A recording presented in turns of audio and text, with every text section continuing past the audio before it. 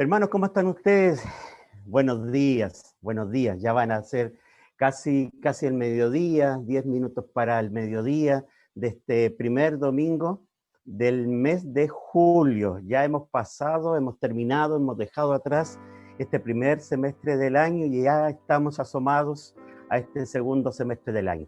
En lo personal, muy agradecido por estar de vuelta después de algunos días, algunas semanas.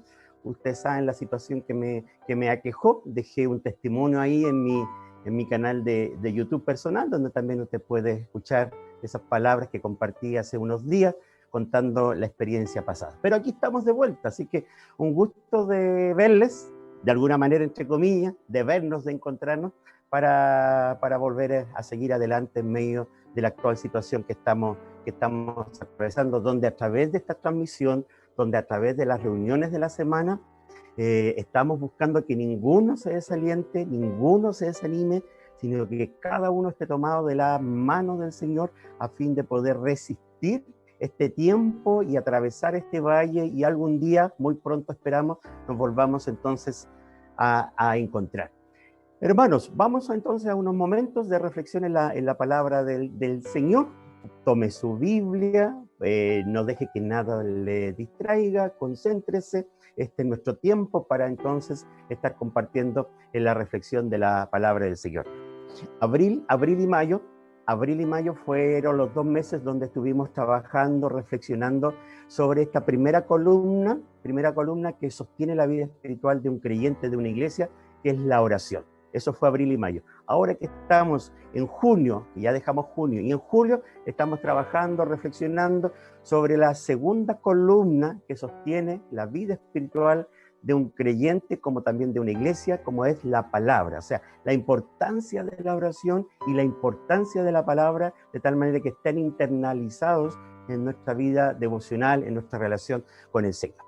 He titulado esta reflexión de la siguiente manera: los evangelios, buenas nuevas en esta pandemia. Porque en el mes de junio estuvimos recibiendo temas con relación a las escrituras del Antiguo Testamento. A partir de hoy vamos a entrar a revisar y reflexionar las escrituras del Nuevo Testamento. Como les decía, los evangelios, buenas nuevas en esta pandemia. Queremos que la palabra del Señor nos hable en medio de la actual situación que estamos viviendo. Así que, hermanos, hablemos hoy día de los evangelios. ¿Qué son llamados? ¿Qué son los llamados evangelios? A esto que nosotros llamamos evangelios, ¿ya? Bueno, la palabra evangelio viene del griego, es una palabra griega, donde las primeras palabras, eu, significa bueno, y ángelos significa mensaje y noticia. Es decir, evangelio significaría buenas noticias o un buen mensaje. Los evangelios son esa escritura con la que parte el Nuevo Testamento y que ha sido interesante para todos nosotros.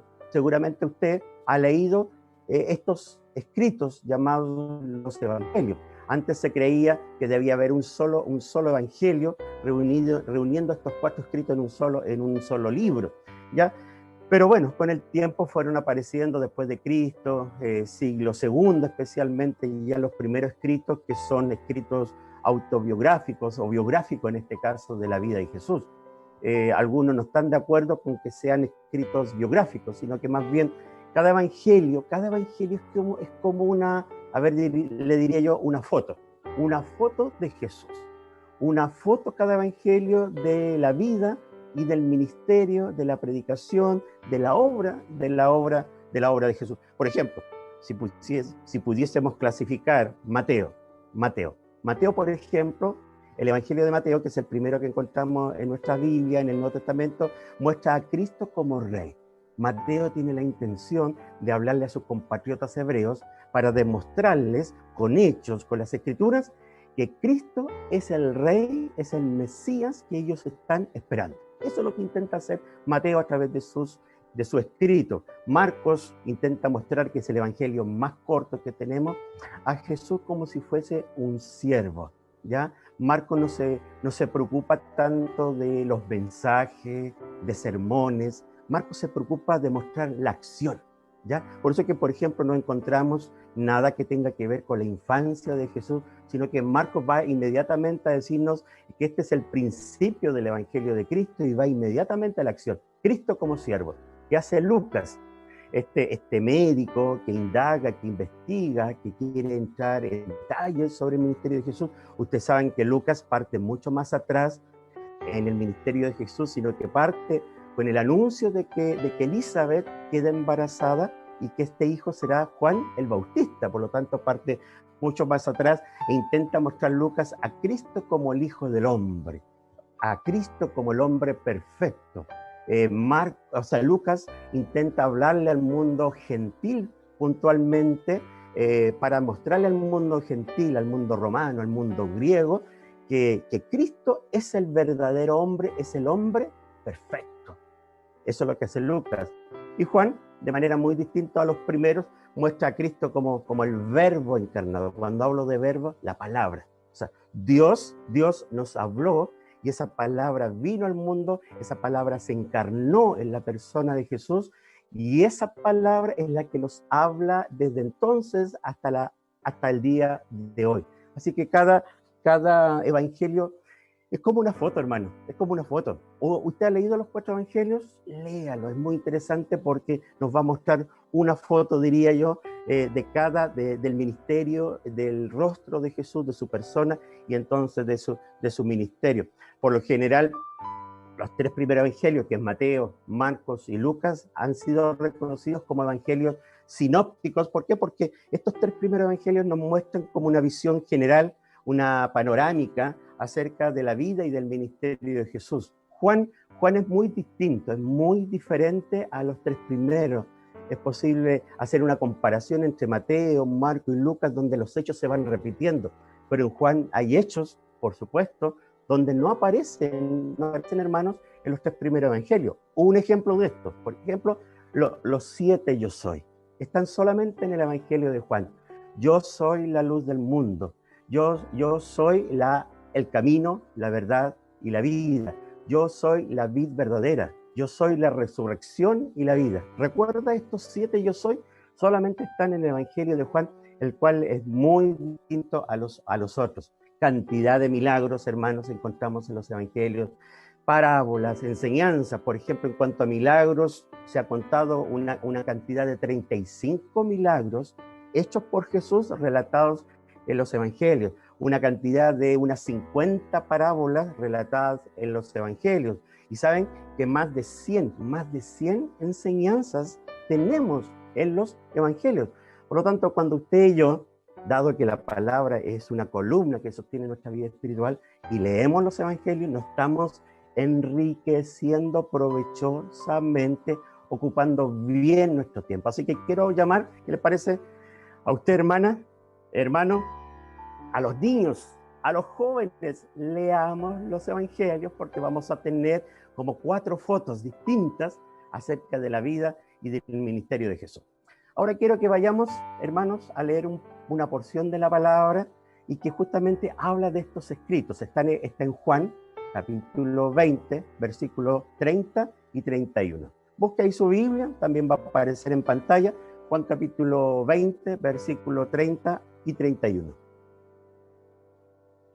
¿Cómo dice esta palabra?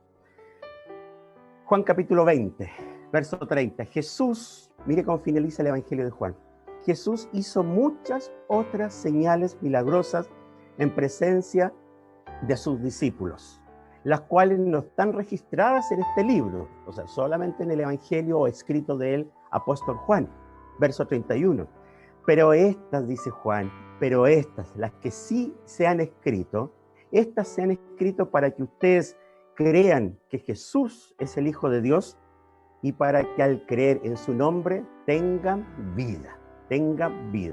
He querido hoy día solo destacar este texto para que ustedes los tengan muy presentes. ¿Por qué? Porque los evangelios, y así lo grafica el apóstol Juan, tienen una finalidad. ¿Por qué fueron escritos los evangelios? ¿Por qué fue escrito el evangelio de Juan? Para tener vida eterna en Jesús a través de creer en Él y por medio de Él y por medio de lo que se escribió en Él. O sea, la finalidad de los evangelios es darnos vida eterna a través de creer en Cristo por medio de lo que de Él se escribió. O sea, lo que está escrito es para empujarnos, para llevarnos a poner la mirada, la atención, el corazón, la vida en Jesús, y al creer en Él, por ende, como consecuencia, como resultado, entonces, tener vida eterna.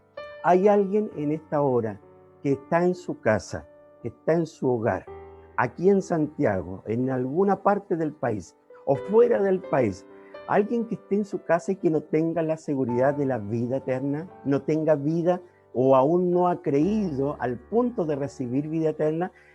Yo le quiero decir que leer los evangelios no va a tener ningún sentido, ningún significado, a menos que el que los lea tenga vida eterna. Si tú tienes ya vida eterna, leer los evangelios han cumplido esa finalidad.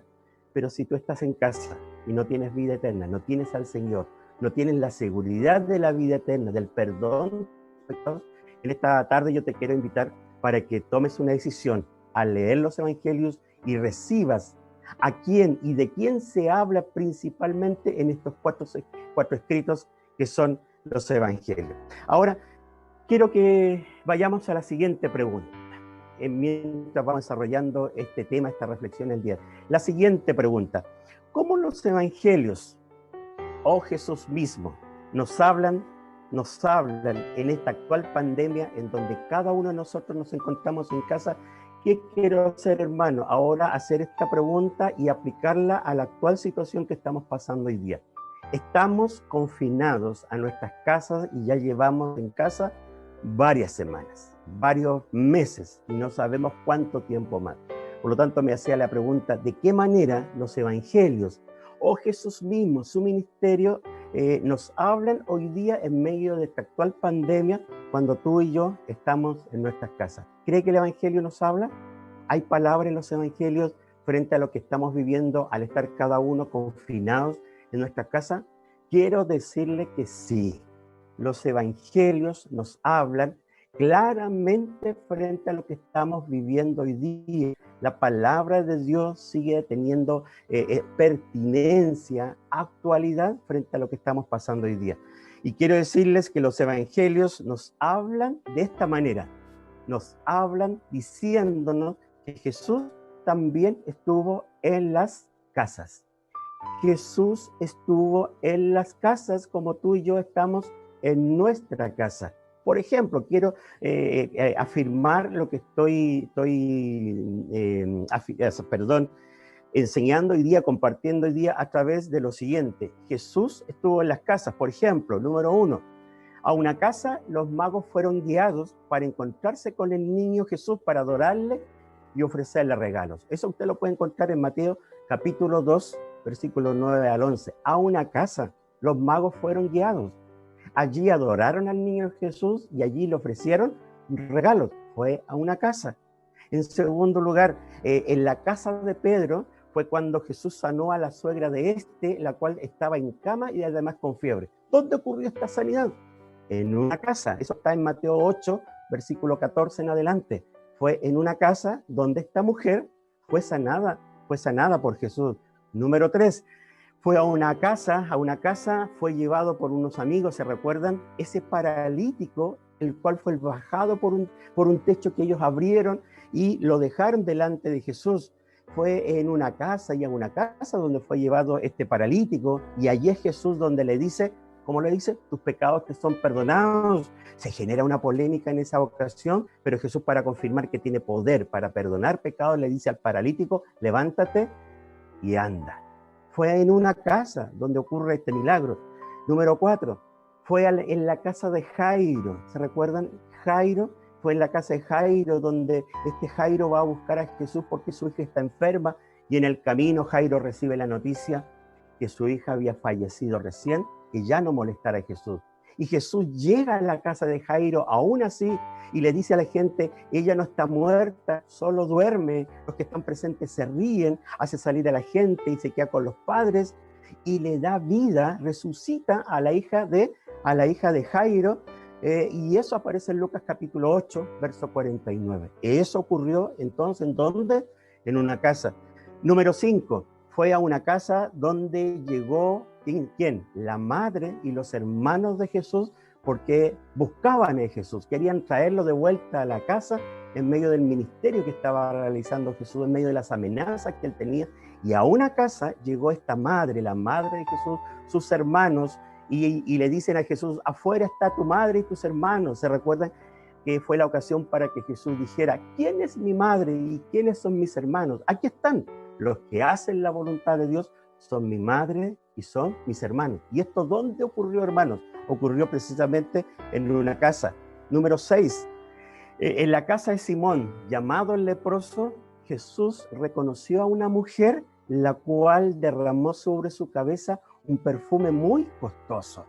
Cuando derramó el perfume sobre su cabeza, los que estaban ahí empezaron a murmurar, podría haberse vendido este perfume y dado a los pobres. Pero Jesús aprovechó ese momento, esa acción de esta mujer para decir que ella lo había hecho para preparar su cuerpo para la sepultura. Y termina diciendo, donde se predique este evangelio, se hablará de ella, en memoria de ella, se hará mención de lo que ella hizo y o ha hecho en esta oportunidad. Y esa enseñanza, ese momento, ¿dónde ocurre, hermanos? En una casa. Número 7, fue en una casa donde Jesús fue recibido por una mujer, ¿se recuerdan? Una mujer llamada Marta, la cual tenía una hermana llamada María. Marta se coloca a hacer muchas cosas para atender. María se sienta a los pies de Jesús para escuchar la palabra. Y finalmente Jesús termina diciendo, una cosa es necesaria y María ha escogido la mejor, estar a los pies de Jesús. ¿Dónde ocurre este escenario, hermanos? Ocurre precisamente en una casa, en la casa de Marta, en la casa de María. Número 8, es en la casa de Zaqueo, donde se escuchan las palabras de que este hombre quiere cambiar y Jesús le otorga salvación. Es en la casa de Zaqueo, donde este Zaqueo dice, yo de ahora en adelante voy a dar la mitad de mis bienes y voy a devolver duplicado, cuadruplicado si alguien he defraudado. Este hombre se levanta en medio de una casa, en medio de una cena, dice estas palabras, voy a cambiar, voy a hacer esto en adelante. Y en respuesta, Jesús le dice, hoy ha venido la salvación a esta casa. O sea, un hombre o una familia fueron salvos al interior de una casa. Claro que los evangelios nos están hablando hoy día en medio de la actual pandemia. Número 9, comiendo en casa de Mateo o de Leví. ¿Se recuerdan cuando Jesús llama a Mateo que estaba sentado en el banco de los tributos? Sígueme. Y Mateo dejó todo botado y recibió a Jesús en su casa. Estaban comiendo junto a pecadores. La gente comenzó a murmurar, ¿cómo es que este hombre se sienta junto a pecadores, borrachos, etcétera? Y fue en la casa de Mateo o Leví donde Jesús concluyó que él no había venido a los sanos. Él dijo, los sanos no tienen necesidad de médico, sino que los enfermos, porque no he venido a llamar a justos, sino a pecadores al arrepentimiento. Y ahí también Mateo, aparte de ser llamado, fue salvado, me imagino, junto con todos los que creyeron. Imagínense, hermano, hermana, todo lo que ocurre en una casa. Y finalmente, número 10, al cierre de un importante conjunto de enseñanzas, ahí en Mateo 5, Mateo 6 y Mateo 7, Jesús termina este llamado sermón del monte, sermón de la montaña, refiriéndose a ¿qué? A una casa construida sobre la roca y a una casa construida sobre la arena. Y compara a un hombre que hace la voluntad del Señor precisamente ¿qué? A una casa construida sobre la roca. O aquel que no escucha, que escucha y no hace, a un hombre que construye la casa sobre la arena. Entonces, hermanos, hermanas, hoy día he querido hacer mención de estos 10 casos o 10 relatos, 10 momentos que ocurren al interior de la casa, porque fue una casa, hermanos, una casa o varias casas fue el lugar donde los evangelios nos relatan que se manifestaron, ¿qué cosas? Al menos 3 cosas, milagros o sanidades, se manifestaron enseñanzas y además se manifestó la experiencia de recibir salvación. O sea, fueron 3 experiencias que ocurren en las casas, en los evangelios. Milagros, sanidades, ocurre la revelación de alguna enseñanza o también ocurre la experiencia de recibir entonces la salvación. Hermanos, Y esto viene a hablarnos de cómo Jesús está presente en medio de esta pandemia, en nuestras casas, en tu casa, hermano, hermana. Sí, en tu casa, en cada hogar. Por lo tanto, quiero preguntarte hoy día, ¿cuál de estas tres necesitas hoy en tu casa? ¿Cuál de estas tres? ¿Necesitas un milagro o sanidad? Jesús obró milagros y sanidades en muchas casas. ¿Qué necesitas? ¿Necesitas ser enseñado? ¿Necesitas aprender? ¿Necesitas crecer en las enseñanzas de Jesús? Quiero decirte, en muchas casas, en muchos hogares, Jesús enseñó, Jesús adoctrinó, Jesús reveló la voluntad del Padre en muchas casas. ¿Qué necesitas en tu casa? ¿Necesitas, como decía hace unos momentos, salvación? ¿Eres salvo? ¿Has recibido a Cristo en tu corazón, en tu vida? ¿Has visto a Jesús que colgó en la cruz y en la cruz llevó todos tus pecados, y todo aquel que en Él cree recibe perdón de pecados? Su antigua vida es dejada atrás y recibe una nueva vida y recibe la seguridad de la vida eterna. Por eso te pregunto, ¿qué necesitas que ocurra hoy en tu casa? ¿Un milagro o sanidad? ¿Necesitas una nueva enseñanza, ser enseñado por el Señor, sentarte a sus pies como lo hizo María? ¿Qué es lo que necesitas? ¿O necesitas decirle al Señor hoy día, Señor, aquí estoy, como igual lo hizo Mateo, como lo hizo Zaqueo, y escuchar de parte del Señor, hoy la salvación ha venido a esta casa? Cierro esta reflexión con lo que decía Juan en capítulo 20, versículo 31. Estas cosas en los evangelios están escritas para que ustedes crean que Jesús es el Cristo, el Hijo de Dios, y para el que creer en su nombre, al creer en su nombre, tengan vida eterna. Hermanos, hoy día hemos empezado a hablar de los evangelios, y los evangelios ciertamente nos están hablando en medio de esta actual pandemia, en medio de estar confinado en nuestras casas.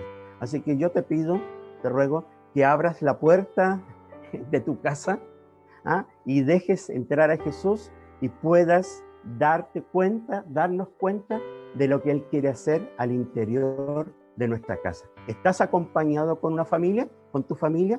¿Estás solito? ¿Estás solita? Deja que Jesús entre a tu casa y dile en tu corazón, Señor, obra como obraste en los evangelios en tantas casas. Vamos a orar. Quiero que cierres tus ojos, hermano, hermana, con quien estés o solo, y pidamos al Señor. Señor, dile, Señor, estoy aquí en mi casa. Señor, estamos en nuestra casa, pero tú, Señor, visitantes tantas casas. No solo estuviste en el desierto, en los campos, en las montañas, en los caminos, en las calles, sino que estuviste muchas veces en muchas casas y ahí sucedieron cosas muy especiales. Oremos al Señor y dile que Él entre ahí para estar contigo en tu casa. Señor, muchas gracias. Esta tarde hemos entrado hoy día a reflexionar junto con la iglesia y con quienes nos han seguido en esta transmisión o lo harán en los próximos días, reflexionando, Señor, en el valor que tiene estos escritos que son los evangelios, que son como una postal, que son como una foto, que retratan la vida, el ministerio de Jesús, su obra aquí en la tierra.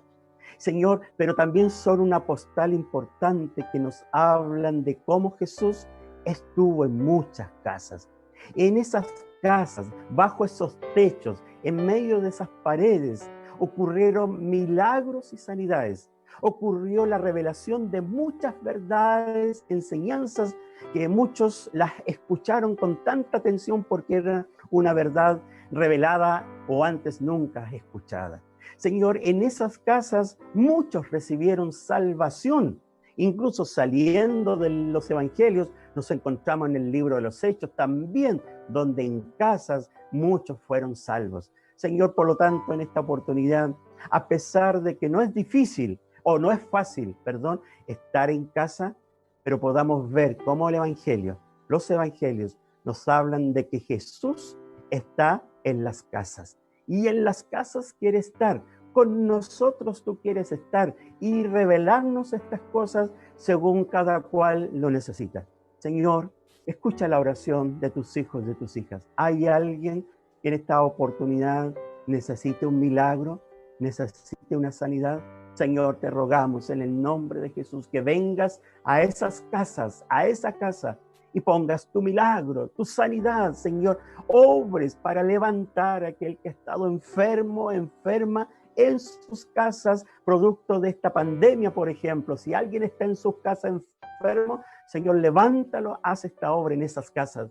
Si alguien necesita, Señor, palabra tuya, enseñanza, y esa palabra le pueda nutrir, le pueda quitar cualquier sequía espiritual, entonces también escucha la oración de quien hoy día te está abriendo su casa, su corazón, para poder ser enseñado a tus pies.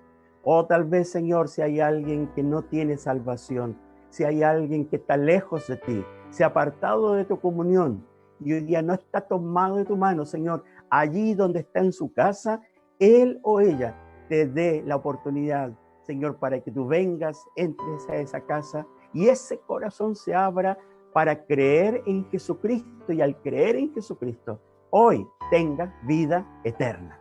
Gracias, Señor, por lo que los evangelios nos hablan en esta actual pandemia. Bendícenos, Señor, en medio de lo que seguimos reflexionando a lo largo de todo este mes de julio. Gracias, Padre. Tu palabra, Señor, sea edificada allí, sea fortalecida, Señor, y nos siga hablando en los próximos días. Gracias, porque tu palabra nos habla en esta actual situación.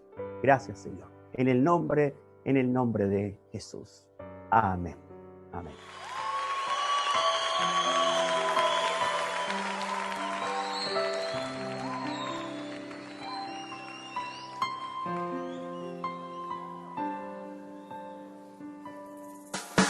De tal manera me amó que su vida no escatimó, hasta el final él se entregó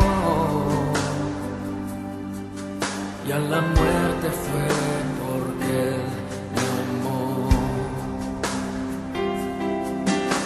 De tal manera me amó y no hay forma en que podré pagar el precio de su grande amor, pero toda mi alma quiero dar por su amor. Yo viviré de su amor, yo